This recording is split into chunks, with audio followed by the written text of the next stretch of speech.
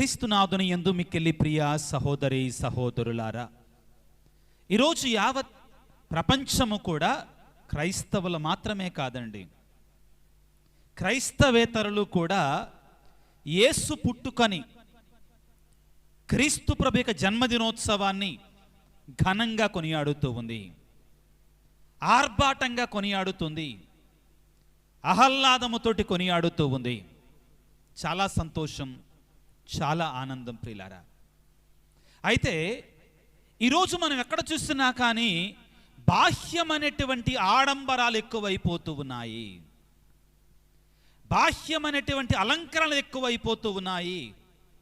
కానీ మనిషి యొక్క హృదయాన్ని తడిమి చూస్తే, మనిషి యొక్క మనస్సును ప్రశ్నిస్తే, ప్రతి వ్యక్తి యొక్క హృదయంలో కూడా ఏదో ఒక వెలితి, ఏదో ఒక కొరత, ఏదో ఒక బాధ, ఏదో ఒక కష్టం, ఏదో ఒక వేదన ప్రియులారా.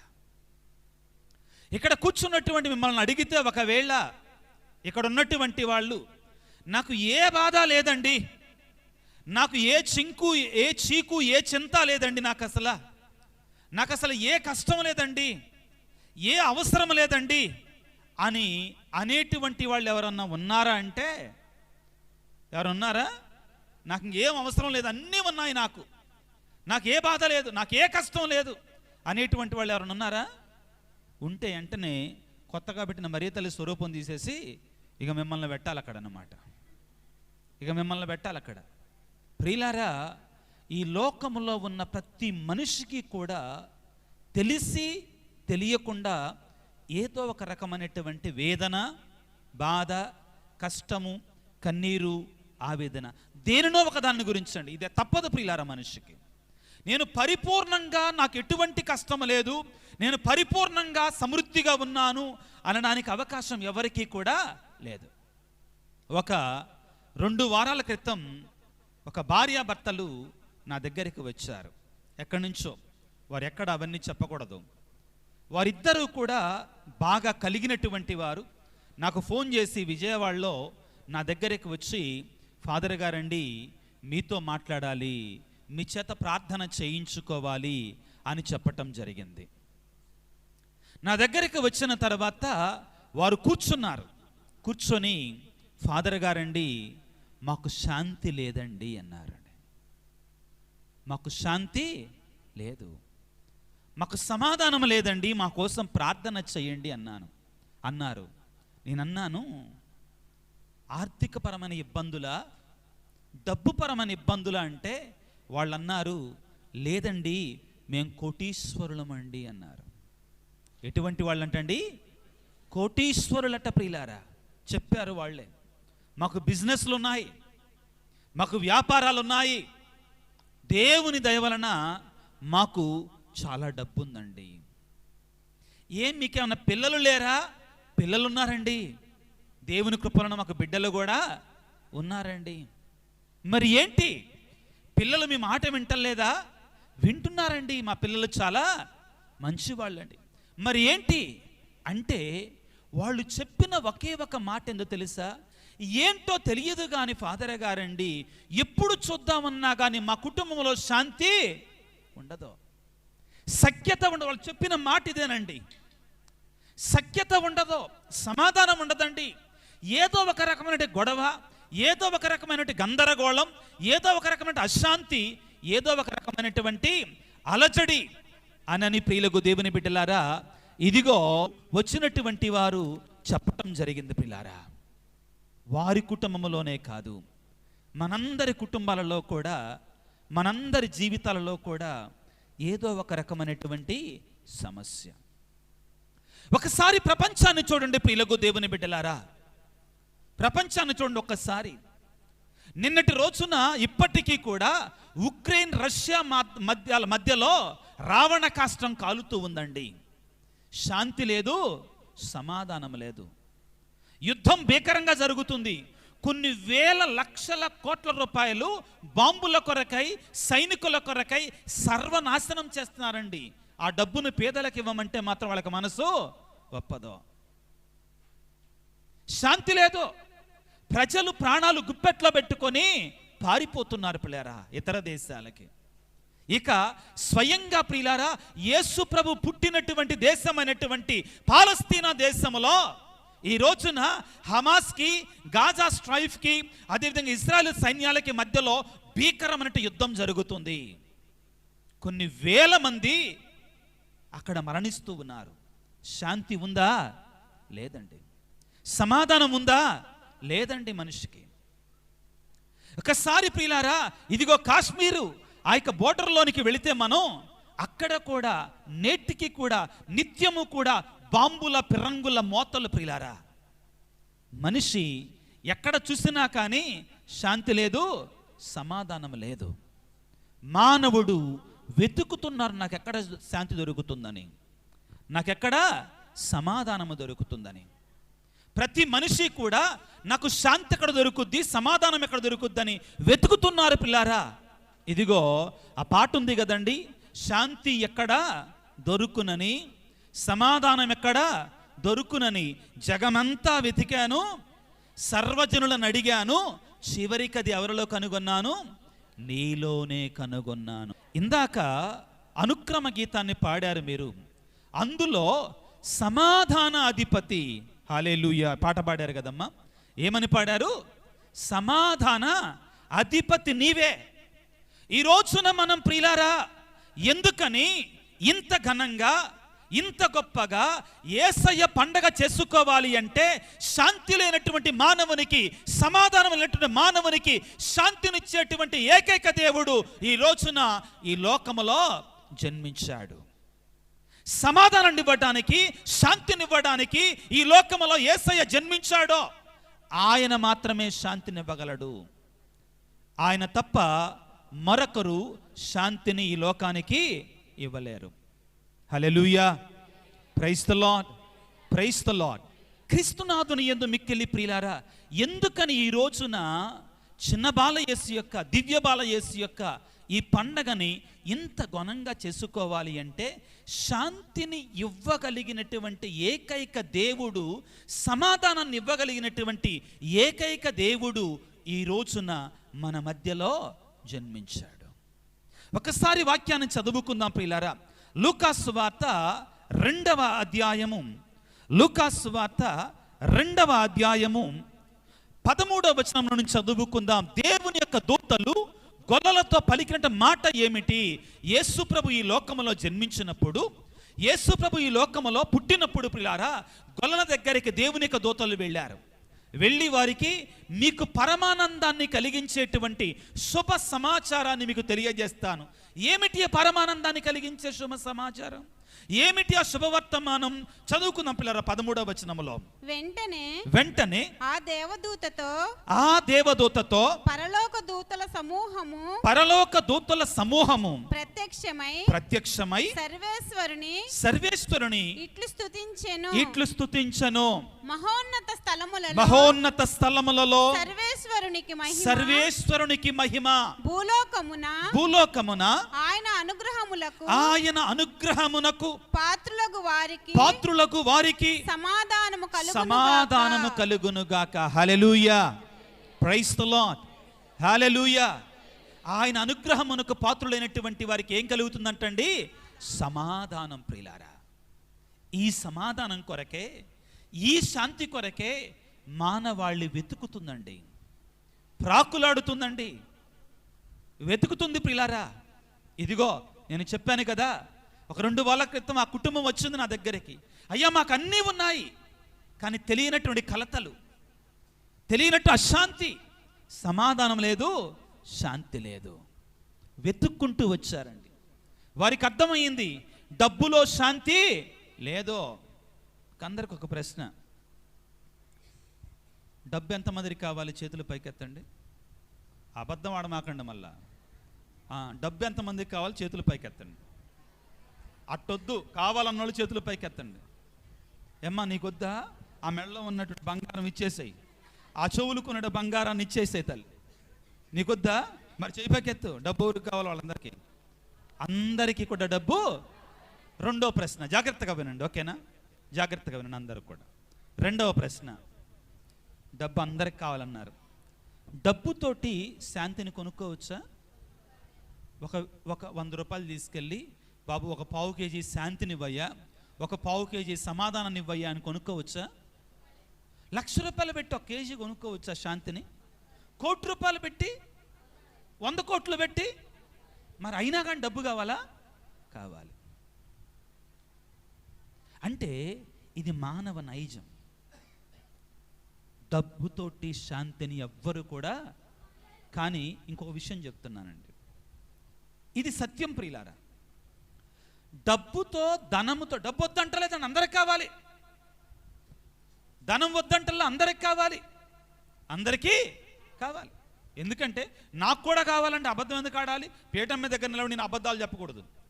పీఠం దగ్గర నిలబడి నేను అబద్ధాలు, ఎందుకంటే బండి మీద పూజకి రావాలన్నా నాకేం కావాలి? పెట్రోల్ కొట్టించుకోవాలంటే, అంగీ వేసుకోవాలంటే ఏం కావాలి?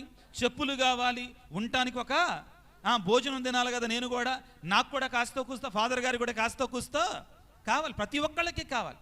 కానీ ప్రియులారా, శాంతి సమాధానం దానిలో సుఖం ఉంటుందండి. అందులో ఏముంటుంది? లగ్జరీ అంటారండి. ఏంటిది? లగ్జరీ ఉండొచ్చండి అందులో, కానీ శాంతి మాత్రము ఉండదండి. కాబట్టి దేవుని యొక్క దూతలు ఏం పాడారు? యేసయ్య పుట్టినప్పుడు మహోన్నత స్థలములలో దేవునికి, భూలోకమున ఆయన అనుగ్రహమునకు పాత్రులకు వారందరికీ శాంతి సమాధానము. యేసయ్య ఈ లోకంలో పుట్టింది ఈ శాంతిని, సమాధానాన్ని ఇవ్వడానికి. పుట్టినప్పుడు మాత్రమే కాదు ప్రియులకు దేవుని బిడ్డలారా, ఆయన పుట్టడానికి ముందు 655 సంవత్సరాల క్రితమే ఆ పుట్టబోయేటువంటి ఇమ్మానుయేలు దేవుడు, ఆ పుట్టబోయే మెస్సయ్య ఎలా ఉండబోతున్నాడు అనే విషయాన్ని చెప్పారు. ఎలా ఉంటాడట ఆయన? యెషయా గ్రంథము 9వ అధ్యాయము, యెషయా గ్రంథము 9వ అధ్యాయము 6వ వచనం నుండి జాగ్రత్తగా చదువుకుందాం. మనకొక శిశువు జన్మించెను, మనమొక కుమారుని పడసితిమి, అతడు రాజ్యభారమును వహించును. ఇక నుండి చూడండి, ఇప్పుడు జాగ్రత్తగా వినండి. పుట్టినటువంటి ఆ చిన్నారి బాలయేసు ఎటువంటి వాడటండి? ఆశ్చర్యకరుడైన సలహాదారుడు, బలాఢ్యుడైన దేవుడు, శాశ్వతుడైన జనకుడు. ఎటువంటి వాడంటండి? అందరు గట్టిగా చెప్పండి, శాంతికరుడైన రాజు. ప్రియులకు దేవుని బిడ్డలారా, ఆ పుట్టినటువంటి శిశువు ఎలాగుంటాడంటండి? శాంతికరుడైనటువంటి రాజు, సమాధాన కర్త, ఆయన సమాధానానికి అధిపతి. ప్రియులారా, ఆ తరువాత ఒక మాట ఉంటుంది, దాన్ని జాగ్రత్తగా చదువుకుందాం. అతని రాజ్యము విస్తరిల్లును, అతని రాజ్యమున సదా శాంతి నెలకొనును. ఏముంటుందంటండి? సదా శాంతి నెలకొనును. ఆయన రాజ్యంలో శాంతి లేకుండా ఎప్పుడూ కూడా ఉండదంటండి. ఎల్లవేళలా శాంతి ఉంటుందంటండి, సమాధానం ఉంటుందంట ప్రియులారా. అదేవిధంగా యోహాను సువార్త 14వ అధ్యాయాన్ని తీసుకుందాం ఒకసారి ప్రియులారా. యేసు ప్రభు ప్రియులారా పుట్టినప్పుడే ఇదిగో ఆయన శాంతికరుడైన రాజు, సమాధానకర్త అని పలికారు. అదేవిధంగా ప్రియులారా ఆయనే స్వయంగా పలుకుతున్నాడు. ఇప్పుడు ఏమంటున్నాడు? వాక్యాన్ని చదువుకుందాం. 14వ అధ్యాయము 27వ వచనాన్ని చదువుకుందాం ప్రియులారా. శాంతిని మీకు అనుగ్రహించుచున్నాను, నా శాంతిని మీకు ఇచ్చుచున్నాను, లోకము వలె నేను ఇచ్చుటలేదు, మీరు కలవరపడవలదు, భయపడవలదో. Hallelujah, praise the Lord, praise the Lord. చివరిలో ఏమంటున్నాడండి? భయపడవలదు. ఏం చేయొద్దు? భయం ఉన్నోడు శాంతిగా ఉంటాడా? భయం ఉన్నోడు శాంతిగా ఉంటాడా? ఎదురుగా తాసుబాం ఆడుతుంది, ఒక్కడే ఉన్నాడు, ఒక 4 అడుగుల దూరంలో ఉంది, వాళ్ళు శాంతి ఉంటుందా? తిష్ట వేసుకొని మెడిటేషన్ చేస్తాడా? ఎలా ఉంటాడా? ఎలా ఉంటాడు? గడగడలాడతాడు. భయం ఉన్న చోట శాంతి ఉండదు, శాంతి ఉన్న చోట భయం ఉండదు. పాప తల్లి ఒడిలో ఉంటుంది. పాప ఎక్కడ ఉంటుందండి? తల్లి ఒడిలో ఉంటుంది. ఆ తల్లి ఒడిలో ఉన్నటువంటి తండ్రి భుజాల మీద ఉన్నటువంటి పాప దగ్గరికి వెళ్ళి మనం ఏ అంటే ఆ పాప ఏమంటుంది? తిరిగి ఏ అంటది. భయం లేదు పాపకి. భయం ఉంటుందా? ఎందుకని? తండ్రి అండ. ఎందుకని? తల్లి అండ. అదే తల్లి లేదు, ఒంటరిగా ఉంది, ఏ అంటే ఏ పాప ఏమంటుంది? బే అంటుందండి. అవునా కాదు? జరిగే వాస్తవం అది. ప్రభు ఏమంటున్నాడంటే, నేను మీకు తోడుగా ఉన్నాను కాబట్టి మీరు ఇక భయపడవలసిన అవసరము. హల్లెలూయా, హల్లెలూయా. ఈనాడు ఇమ్మానుయేలు దేవునిగా, మనతో ఉండే దేవుడిగా జన్మించినటువంటి ఆ దేవుడు మనకిచ్చే సందేశం ఏమిటి అంటే, నేను మీ కొరకై మనిషిగా మీ మధ్యలో జన్మించాను కాబట్టి, నేను శాంతికి సమాధానానికి అధిపతిని కాబట్టి మీరిక భయపడవలసిన అవసరము లేదు. దేవుడు మనకి ఈ రోజున వాగ్దానం చేసేటువంటి గొప్ప దీవెన ఇది. ప్రియమైన బిడ్డ, నువ్వు ఏ స్థితిలో ఉన్నా, ఏ పరిస్థితుల్లో ఉన్నా కానీ, నీ ఆర్థిక పరమైనటువంటి, ఆలోచన పరమైనటువంటి, కుటుంబపరమైన స్థితి ఏ విధముగా ఉన్నా కానీ, దేవుడు ఈ రోజున నీకు నాకు వాగ్దానం చేస్తున్నాడు. మత్తయి శుభవార్త 1:22-23 వచనాల ద్వారా ఆయన ఇమ్మానుయేలు దేవుడిగా మనకు తోడుగా ఉంటాడు కాబట్టి మనం ఇక భయపడవలసిన అవసరము లేదు. యేసు ప్రభు జన్మించాడో, ప్రవక్తలు వాగ్దానం చేసినట్లుగా, ప్రవచనాలు చెప్పినట్లుగా దేవుని కుమారుడు ఈ లోకంలో నీ కొరకే నా కొరకే జన్మించాడో, కానీ ఇంకా ఎందుకు శాంతి లేదు మనకు అంటే, ఆ శాంతికరుడైన రాజుని మనం అంగీకరించడానికి సిద్ధముగా లేమండి. ఈ రోజున ప్రియులారా, నీవు నేను కూడా గొల్లలాగా యేసుని అంగీకరిస్తే, ముగ్గురు జ్ఞానుల్లాగా మనం కూడా ఎంతో దూరం నుండి యేసయ్య దగ్గరికి వెళ్ళగలిగితే, ఆ ప్రభువు తప్పనిసరిగా మనకి తన యొక్క దీవెనలు ఇస్తాడు, తన యొక్క ఆశీర్వాదాన్ని ఇస్తాడు. ప్రియులకు దేవుని బిడ్డలారా, ఈ పండగ రోజున దేవుడు నీకు నాకు వాగ్దానం చేస్తున్నాడు. నువ్వు ఏ స్థితిలో ఉన్నా కానీ, ఏ పరిస్థితిలో ఉన్నా కానీ, నీ కుటుంబాన్ని బట్టి కష్టమా, నీ భర్తను బట్టి కష్టమా, నీ భార్యను బట్టి కష్టమా, నీ పిల్లలను బట్టి కష్టం ఉందా, ఆర్థిక ఇబ్బందులు ఉన్నాయా, లేకపోతే వివిధ రకాల సమస్యలతో కొట్టుమిట్టాడుతున్నావా, ఆ చిన్నారి బాలయేసు దగ్గరికి వెళ్ళు. ఆ చేతులు చాచి, రా బిడ్డ రా నా దగ్గరికి రా, భారము అలసి సొలసి ఉన్న సమస్యల నా ఎద్దుకు రండి, నేను మీకు శాంతినిస్తాను, విశ్రాంతినిస్తానని పలికినటువంటి ఆయన దగ్గరికి వెళ్ళు. ఆయన నీకు నిజమైనటువంటి శాంతిని ఇస్తాడు, సమాధానాన్ని ఇస్తాడు. కానీ ఆయన వద్దనుకొని లోకానుసారముగా జీవించుకుంటా, ఆయన శాంతి వద్దనుకొని లోకానుసారముగా జీవించుకుంటా, ఆయన వెలుగు వద్దనుకొని చీకటిలో బ్రతుకుకుంటా నన్నెందుకు దేవుడు దీవించట్లేదంటే, నిన్ను ఎవ్వరు కూడా కాపాడలేరు. ఈరోజు ప్రభువుని వేడుకుందాం. ఓ యేసు రాజా, మేము కూడా ఆ గొల్లలాగా, ఆ ముగ్గురు జ్ఞానులలాగా, అదేవిధంగా ఆ యొక్క దేవదూతలలాగా నీ దగ్గరకు వచ్చి నీ దీవెన పొందుకునేలాగున, నీ శాంతిని పొందుకునేలాగున, నీ సమాధానాన్ని పొందుకునేలాగున మమ్మ దీవించయ్యా. మా కుటుంబాలను దీవించు నాయన, మా బిడ్డలను, మాకున్న సమస్తాన్ని దీవించు నాయన. మేము పాపము జోలికి, చెడు జోలికి, చీకటి జోలికి, వ్యసనాల జోలికి పోయి అంధకారములో, అశాంతిలో మరగకుండా మమ్ము కాపాడు నాయన. నీ పరిశుద్ధాత్మను మాపై కృంభరింప చేయి నాయన, నీ దివ్య వెలుగును మాపై కృంభరింప చేయి నాయన. నీ ఆశీర్వాదాలు మాకు దయచేయి తండ్రి, నీ కృపలను మాకు దయచేయి తండ్రి అని ఆ దేవాది దేవుని తలలు వంచి ప్రార్థన చేసుకుందాం. సర్వశక్తిమంతుడా, సర్వోన్నతుడా, ప్రేమమయుడా, మీకు స్తోత్రాలు, వందనాలు. ఈనాడు నీ యొక్క జన్మదిన ఉత్సవాన్ని కొనియాడుకుంటుండగా ప్రభువా, ఇప్పటి వరకు కూడా దివ్య బలి పూజలో పాల్గొంటూ నీ వాక్యాన్ని ఆలకించిన నీ బిడ్డలను దీవించండి, ఆశీర్వదించండి. ఓ చిన్నారి బాలయేసువా, నీ శ్రేష్టమైనటువంటి, నీ పవిత్రమైనటువంటి, నీ చిట్టి పొట్టి హస్తాలతో మమ్మల్ని దీవించండి, ఆశీర్వదించండి. మా కుటుంబాలను దీవించండి నాయన, మాకున్న సమస్తాన్ని దీవించండి తండ్రి. మరి ముఖ్యంగా ప్రభువా, అనారోగ్యముతో బాధపడుతున్న బిడ్డలకు మంచి ఆరోగ్యాన్ని దయచేయండి. కుటుంబాలలో శాంతి లేక, సమాధానం లేక ఉన్నటువంటి వారికి నేను శాంతికుడైన రాజుని, సమాధానకర్తనని పలికినట్లుగా నీ నిజమైన శాంతిని, సమాధానం దయచేయండి ప్రభువా. ప్రత్యేకమైన రీతిలో ప్రభువా, పరలోకములో దేవునికి మహిమ, భూలోకములో ఉన్న ప్రజలందరికీ శాంతి, సమాధానం అనే పరికరం. అటువంటి శాంతిని, సమాధానాన్ని మా ప్రపంచానికి దయచేయండి ప్రభువా. నువ్వు జన్మించిన పలస్తీనా దేశానికి, ఇజ్రాయెల్ దేశానికి శాంతినివ్వండి ప్రభువా. మా కుటుంబాలకు శాంతిని, సమాధానం దయచేయండి ప్రభువా.